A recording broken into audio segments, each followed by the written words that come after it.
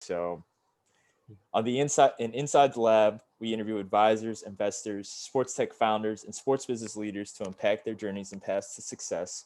Our purpose is to pull out the life lessons, habits, and thought patterns of these people and share those with others who can use them in their lives and incorporate them into their professional journeys. For those who don't know me, my name is Bryce Only, co-founder of the Athlete Development Lab. Our goal is to entertain, delight, and inspire our audience into action with real talk and practical advice. In addition, we'll also cover relevant topics in sports business specific to your industry. Today is February 27th, Saturday. I'm checking in from Los Angeles, California. Have a very special guest today, Francisco Baptista.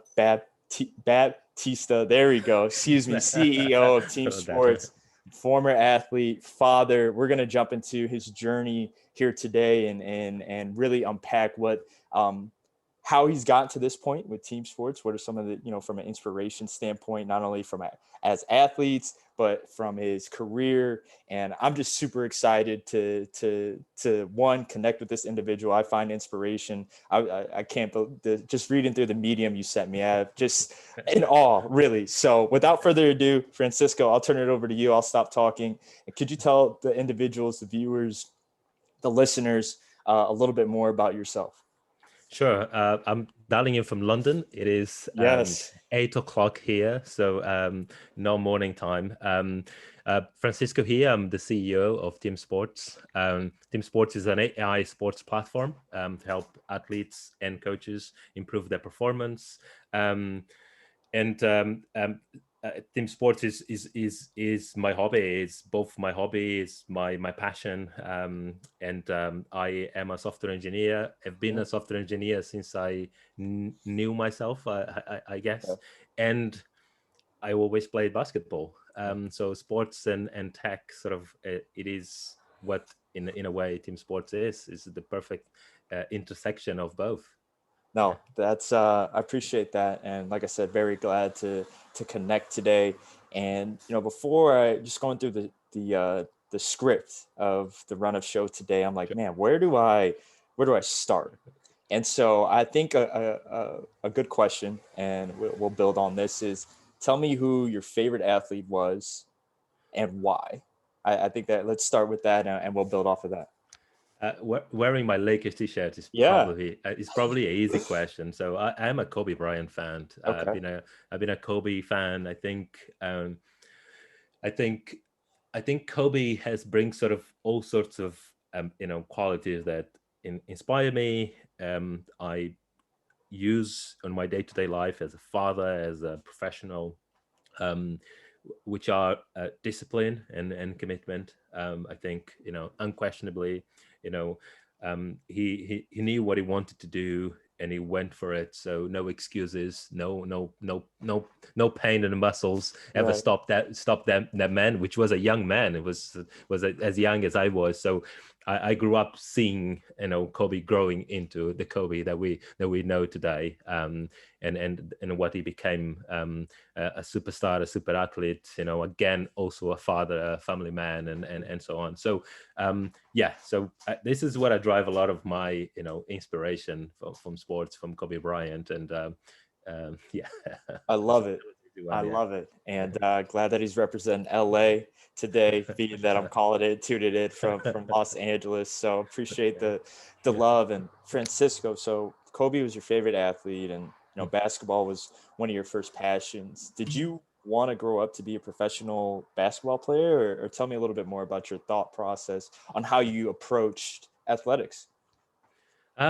Yes, I wanted to play basketball. I done all sorts of trials and played in 6 teams. I think we need to say 6 teams because I've been around the world a bit. Yeah. So as a young me, I wanted to play basketball, and I wanted to only play basketball. That meant as well I would skip school, which is obviously not an advice for anyone. If there are any young listeners here, I would skip school to play basketball. If there was basketball during the main break, I would not attend school in the afternoon because I would play until evening. So I guess maybe I share the same stubbornness as Kobe Bryant. Hey, nothing wrong with that. And you mentioned it. You got an opportunity to experience the world, living in several different places. And tell me a little bit more about that. You're from Angola, and I'll Yeah, stop there and let you tell it's the good. full Yes, story. I was born and brought up in Angola, left very young, 12, 13 years old, with my dad, moved to Brazil, where surprisingly, I was studying and following my dad's footsteps to become a vet. Wow. Okay. Exactly, to become a vet. And my dad is a university professor, and I was following his footsteps. And But at some point, it didn't make sense. The only thing I knew, my hobby, was sports and writing software. Okay. I was already getting paid for small jobs and small things, which was obviously a bonus when you get paid to do something that you love to do. Um, and um, and then at some point, I didn't want to follow my dad's footsteps no longer. So actually, given up in the middle of university exams. So then the first set of exams had sort of a little crisis, and decided to move to Portugal because half of my family is Portuguese. Okay. So moved from Brazil to Portugal. Being in Portugal, I didn't have any skills other than writing code. Surprising enough, someone spotted me writing code randomly again and said, I've got someone that would like to meet you. Where did you learn how to code? And I said, I thought myself, this is something I ever thought as it would be my profession. Landed an interview, and the one of the partners of this small company back then gave me the job. Obviously, known experience, Sure. a young me, and the person that gave me that first job as a software developer is now the CTO of TeamSportz. Wow. That's awesome. It's funny how the universe and the world works, right? Yeah, And exactly. Yeah. I want to dive a little bit deeper into, you said you taught yourself how to write software. Yeah. What take me back to day one when you realized you had an interest to do this, and how did you finally, because it's writing software is very difficult, because I've looked into some boot camp, I've looked into some coding courses, and it's a challenge. Yeah. And it's one thing to say you want to do that, but it's another thing to be like, you know what, I'm going to commit to the time each and every day to be successful at this. And so I would tell me a little bit more about where that genesis of software and writing software stems from. Sure. My dad used to have one monochromatic computer Okay. from Schneider. It used to be an old Germany company, which doesn't exist. You probably find in the records of internet still, if you look hard enough. I used to, every now and then, used to use the computer only he taught himself how to program because he was doing his master's degree. Okay. And he needed to analyze some data for his degree. I used to, on the spare time, I used to use the computer to play games with my brother. The games obviously were very slow at that point, 8 beats, sort of very, very 16 beats, very, very slow games. So we overclock the processor Okay. so the games would run a bit faster. And guess what? We burned the processor. So Oh no. this is where things start. And before you know it, my brother and I, we both in IT. So that is where things start. So you never know. By breaking your dad's computer, that's a good way to start, and being inspired to, Right. And I was adamant that I could fix it without Uh, not having any access to parts or anything like that. But anyhow, wow. that's how we started. Hey, you know what? It's you learn something new every day, and appreciate you sharing that, Francisco. No, no more. That's really awesome. And how much time did it take for you to feel confident in yourself and being able to write software? How many hours were you committing? Let's go weekly, or even a better question. Tell me, what was your routine to be like, you know what, I'm going to master this material? I think I think there's a couple of things that I think we need to think about. So I Okay. think there are people that don't spend as much time and sort of it feels like they're talented about what they do and it comes easy. Software for me comes easy because I have been doing for a long time. My early days as a software developer, I used to code until 10, at night. But Wow. remembers, I used to enjoy doing it. So Right. it wasn't even for the money. I wasn't thinking about career. It was just the curiosity of, running your servers, setting that up, writing the code, get the application running. Early days of the internet as well. So writing web applications, etc. So I think it is less about sort of the time that you need to put in, but more about, are you gritty enough? Are you hungry enough? Mm. Do you feel curious enough Okay. about what you're doing? Because if you are curious enough and you want to grow and you want to explore and you want to understand more, and remember, it's an industry that's constantly changing. So Yeah. before we finish this call, there's probably going to be a new framework out there. So I think if you do have that curiosity and you want to satisfy that curiosity, it doesn't really matter how much time you put. That becomes pointless. So it's that journey to answer those questions that you have. And I think I had that because for me it was fun to sort of answer those questions and learn more about software. Is great when your hobby pays the Right. bills. Right. So that becomes sort of perfect world sort of thing. But there are all sorts of other things as well in software. I think you don't have to become sort of a super proficient software writer. Okay. You might be able to just read sort of, I guess, in like many language. Some people can speak Mandarin, but they can't read Mandarin.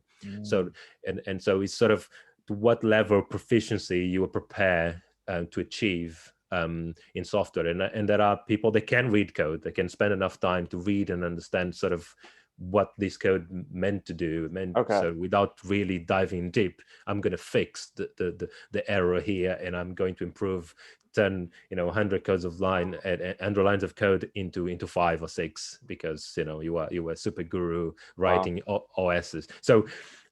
And I'm not a super guru. I'm gritty enough to sort of, I'm curious and I want to learn more, and that for me is enough. I want to answer that question. There is no sleep, and that's the stubbornness that anyone that knows me I can love it. speak of. Yeah, I love it, and I think that's you can take that and and apply that to a lot of different elements, anything, at- anything, right? And so anything. Yeah, now, exactly. Yeah, yeah. before we transition a little bit, I would love to.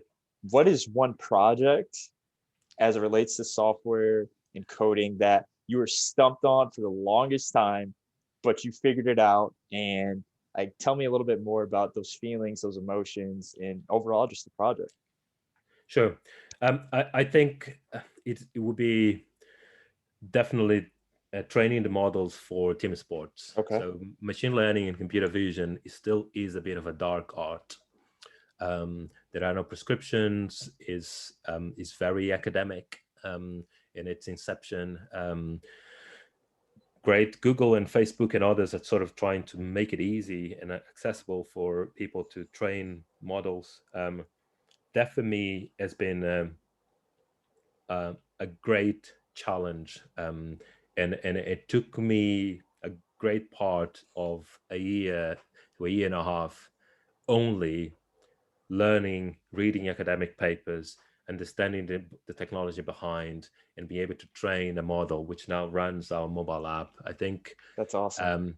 um, I have worked in projects in the past which were um, for a long period of time. Some of those were challenges, but the challenge has never been so unknown as training models for computer vision and machine learning applied to sports. There has been a journey, really, not more than a project, really.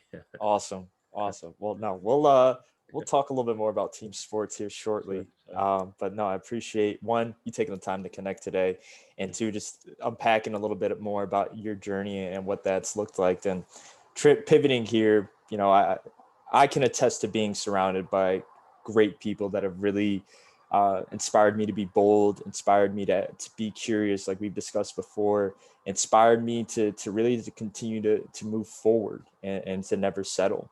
And so my question to you, Francisco, is who are some of your best leaders or teammates that you've been around, and what have you learned from them? Um, there's such a that is a tough question. Okay.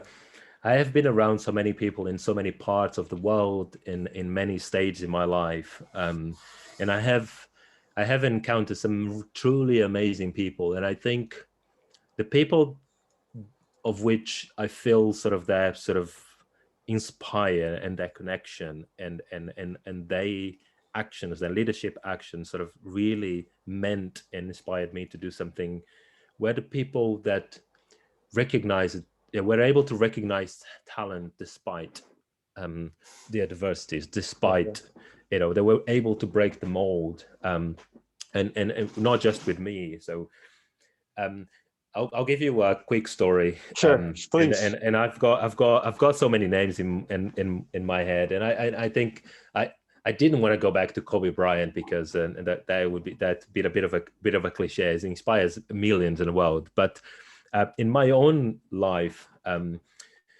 I have been a bit of an underdog. I got what I have because I fought for it. But it wasn't without certain individuals at certain points recognizing that I could be more. Um, and I'll take you back a bit when I was Please. in my secondary school in Brazil. Um, so again, young Francisco doing his secondary school, and I was already helping and in some days taking over some of the IT classes then. Okay. At some point, the teacher and the headmaster thought, there are too many kids and not enough IT teachers. So why can't Francisco teach IT in the afternoon? Mm. So I was student in the morning with my peers and a young, and I was a teacher in the afternoon in the same school. And I think I'll pick on that story because I cannot imagine then what sort of procedures the headmaster sort of have to, pretend weren't there to allow me to sort of Yeah. teach a class in the afternoon to other students, right? So I think, and I've got a few examples of individuals like this that sort of were able to recognize potential despite whatever Wow. the mold and the appearance and any superficial sort of um, anything that might be telling them otherwise, and they were able to spot sort of that opportunity. And I think those are the individuals that inspire me the most because I don't want to look into the surface of things. I picked a very difficult problem to solve. Yeah. Um, we are obviously in lockdown around the world. Physical activity will continue to decline. There is a rise of esports, which is a great industry. I love to play, e-games, etc. Okay. However, there is a social and economical impact around the world on a lack of activity, and I want to solve that problem. And I don't want to solve a local problem. Understood. And so and I think it is because of the people that I've met throughout my life that I could see them not be taken away by the surface of things and sort of thinking deeper into sort of what is really the opportunity here. Right. Is the opportunity here to create a small business and make some profit and sell it some coaches, some players, or actually the opportunity here is so that the young Francisco in Angola could get his phone and have AI on the phone to help him hopefully rival with Kobe Bryant. Wow. So Right. I think that would be too ambitious, but there is no other two Kobe Bryants, but that's the opportunity. And so Yeah. I think I could name a few people, including my CTO now. I was a young, inexperienced with absolutely no CV and no coding experience, and he saw the opportunity despite what sort of was in front of him. And Wow. we've got a beautiful story now. We're building a business together. So Right. those are the individuals that sort of inspire me in my life. Yeah. No, that's Yeah. I think it's important to ask that question because Mhm. you get a full scope of the Yeah. experiences and the Yeah. people um, that you've gotten the opportunity to build and grow with, and I think that's Yeah. important as much as Yeah.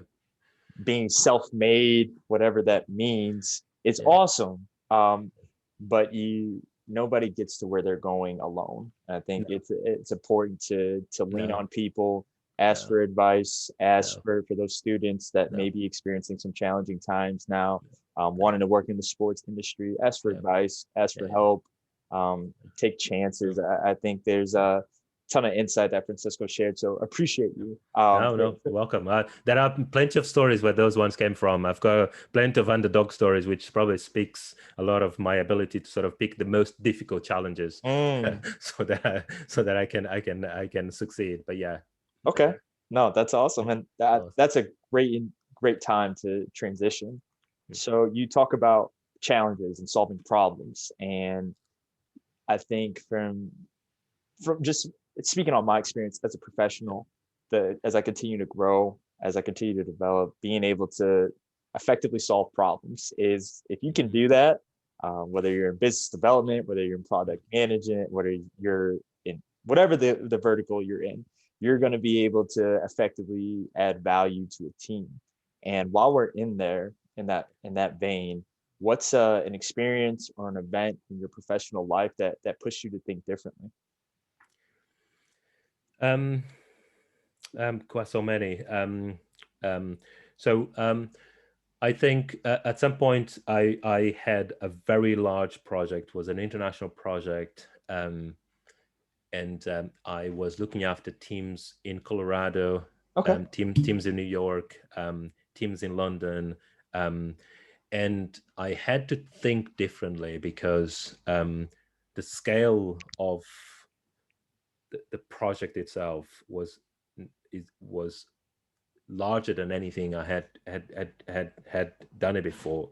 Okay. Um, and I had to think differently, and I had to rely a lot more on the individuals that I hire to sort of run and Mm, support those projects and tech leads, instead of sort of smaller medium projects where I was able to influence from design to delivery. sure, sure. Um, Okay.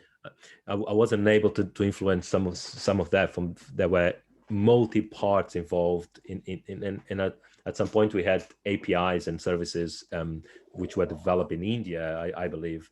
So it was a very large project, and so I had to think different on how to solve problems, and the best way to solve problems was to find the right individuals, place them doing the tasks and the jobs and in the right positions, Mhm. so that problems could be solved, and think in a long term, because it was a long term project. Mm, um, so not thinking about on a quick wins, was about that investment in, sometimes in skills, sometimes in traveling, exchanging resources between yeah, Colorado and London, and travel schedule between developers, because at some point Colorado didn't have senior developers, London had senior developers, so the time difference in terms of code reviews, etc., it becomes difficult to think how to solve those problems when sure. you are co-located.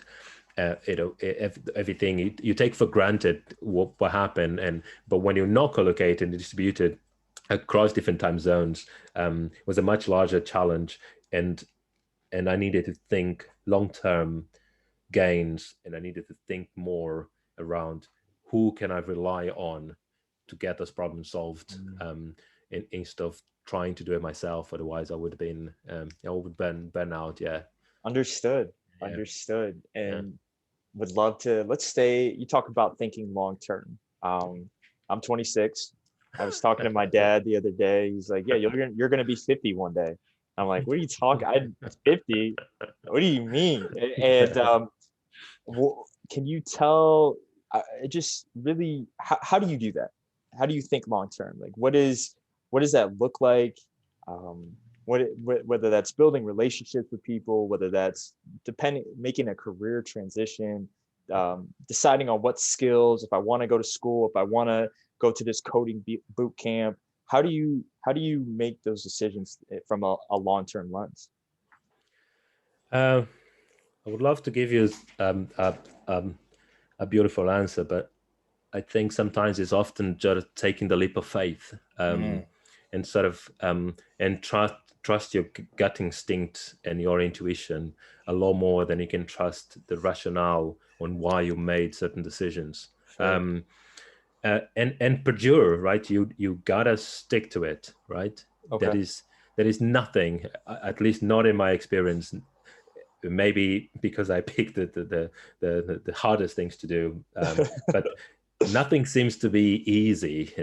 Whether it's a relationship with another human, being your father, but it is a long-term commitment that you need to embrace the leap of faith that you have taken. You need to be open to Okay. learn from my kids. That I've got great lessons when they ask me why, and it's like you just never thought why. Things just seems to be obvious when you're an adult, but they're not for a young mind. And when they ask you Understood. why, they force me to think, actually, is there even a reason for this? Like that I never even thought about it. So Okay. you need to be open to learn, open to experience, the motions and the process of whatever you decided to do, because that is where you get the most fulfilling experiences. You get those long-term inspiring individuals moments and Mm, experience that you can take on, for when you 50 51 or when you're 50. So you got to take that leap of faith. You got to stick to it, and if you don't stick to it, you're never going to really learn deeply the problem, and find the solutions, because the got solutions it. sometimes are not at the surface. They Got it. require you to reinvent yourself, learn, be open to learn, when sometimes it's very difficult because you might consider yourself experienced in certain areas. Sure. um, and But you need to recognize your limitations and allow for others to sort of fit in, and build that network of individuals around you that provide you that insight and learning experience. Mm, So you're better off in the next leap of faith. Yeah, but no, it is a leap of faith. I love it. I love it. Yeah. Great segue. You talk about taking a leap of faith, talk about making decisions. I actually had a professor in an accounting course I was taking saying, accounting is assessing information and making a decision. Yeah. And that sounds a lot like life is Yeah. assessing information and making a decision. But for you, Francisco, question being, how do you approach a hard decision when you do not have complete information? um, I think you need to test. So I think it's important not to try to eat the whole elephant at once. Okay. So so you need to make a decision, call that the elephant. Let's not try to decide on the whole shape and the whole volume of the elephant. Yeah. Let's decide on what is in the foot and the leg or the tail, part of the elephant, so that you can start having that big picture sort of being piecemealed and being created as you go along. And it might end up with a tail and not being an elephant, be more like a lion or whatever might be. But I think I approach problems when I don't not have a picture by thinking sort of, how can we reduce this to the minimum decision we can make, Okay. with the closest sort of, with the minimum risk that we can also take, etc. And so you obviously know what is the big decision you have to take, but instead of saying, okay, we're all in, Here's all my chips, I'm all in. Sort of, we approach, at least at TeamSportz as a team, we approach as a smaller step, and we often ask ourselves, whenever we need to do the mundane tasks, whatever that might be, sort of, can we break that down? Because everything becomes more achievable, and you might discover by doing the first step that actually your assumptions around the second step were wrong. So it gives that opportunity to test very quickly, and then take the second step in a different direction, not in a direction that you thought that that big elephant Gotcha. was. Yeah. Gotcha. So I think it is, yeah, that is how I approach problems in general. Sometimes I have to take a leap of faith, and that isn't an opportunity to do everything in small steps. But I think even when you do take a leap of faith, try to approach the problem in small steps. We're trying to solve, sort of, to get a bigger picture in small steps, and that really helps. No, I love it. You talk about small steps, and going back to the accounting reference that I made earlier. So anybody who's ever taken accounting, you know that accounting is not just one problem. It is one problem with 15 subsets in the problem, and you got to go step by step by step in order to make sure that you're making the right decision. Sometimes you might not have the most time to do that, but I think Francisco, you touched on some great points in being able to take it piece by piece. And we're going to pivot a little bit. We talked a little bit more about who you are as a person, some of your biggest sources of inspiration, some of the people that you've gotten the opportunity to connect with and work with, and your experiences as well. But when you're not feeling inspired, when you're not feeling motivated, and the reason why I asked this, like we mentioned earlier, that the world is in lockdown, right? And I even found myself waking up in the morning, the first thing I'll do for bad habit is check my email, check the latest news, read the latest newsletter that comes out, which is all fun and good. Nothing wrong with getting information in. But I've noticed personally, like I've felt like just technology has definitely like caused fatigue for me. And I've noticed that it's just very tiring. So I've had to take breaks. But for you, when you aren't feeling motivated, when you aren't feeling inspired, how do you push through that? Tell us a little bit more about that, Francisco. I think starting a business with great deal, half of its time being in lockdown, it is very difficult. And I think all of us, we get burned out. So I'm very lucky that I've got a small basketball court that I built myself on a garden.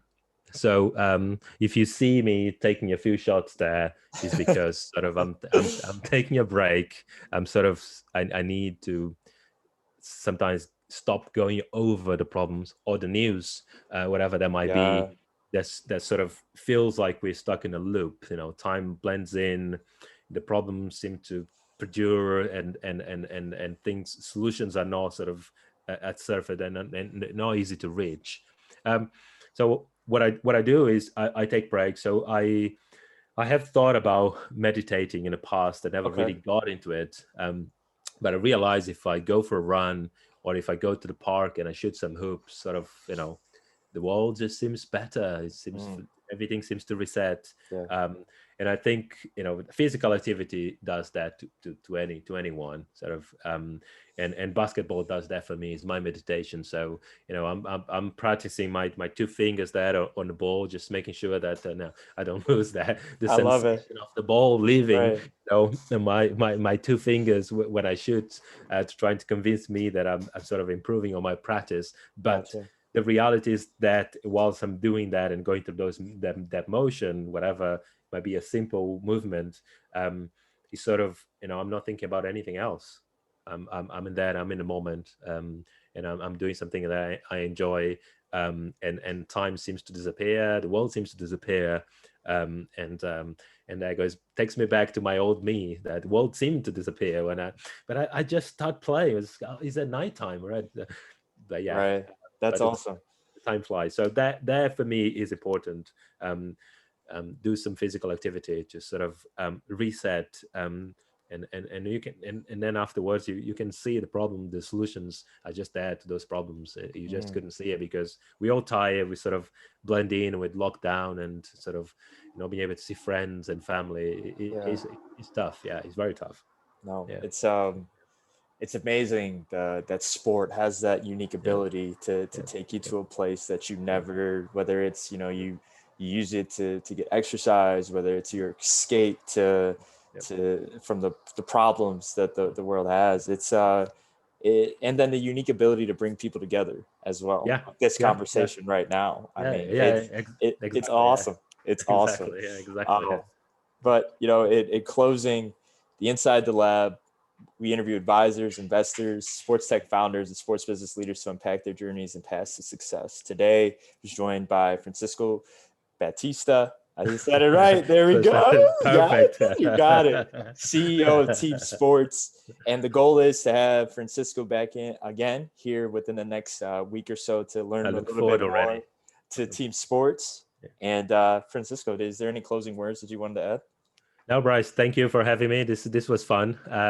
I'll do that at any time. It's just it's just a chat, and if I can share my experience, if anyone can take anything from what I've done, if you hear what I said and you relate to, and you feel that you want to get to know a bit more about TeamSportz, myself, and the rest of the team, reach out. We love to get email just saying what are you doing is cool. Who are you? And we'll respond to you straight away. So yeah, this is fun. I look forward to do it again. Yeah. Awesome. Awesome.